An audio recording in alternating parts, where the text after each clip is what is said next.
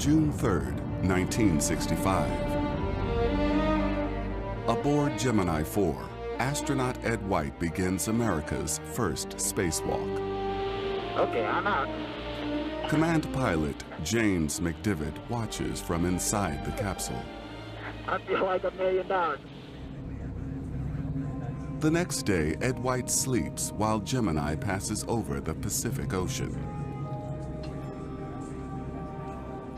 Suddenly, McDivitt notices an object outside their craft. An official communication log records McDivitt's conversation with Houston. I have been around sticking out of it, it looks like. I only had it for just a minute. I got a couple of pictures of it with the movie camera.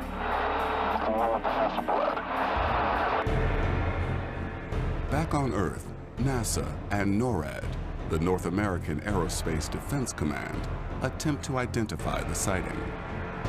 The closest man-made object they locate is 1,200 miles away. Nick Pope was an official UFO investigator for the British Ministry of Defense.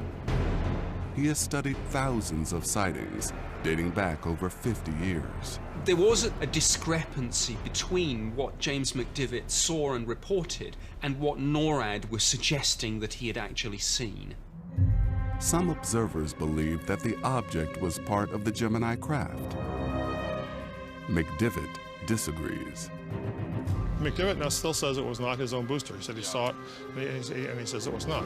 Journalists speculate that McDivitt saw a secret spy satellite. We know at the time, in the mid-60s, that there were satellites being launched that were not announced. And it's reasonable to suspect that someone might launch a satellite and make it stealthy. So you never could be sure what was out there. But NASA confirmed no secret satellites were in the area. On June 7th, the Gemini capsule lands in the Atlantic Ocean.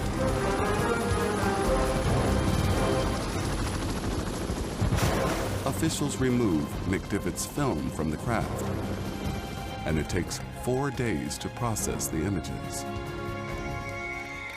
And when they are released, McDivitt says they are not of the object he witnessed. I've seen the original flight film.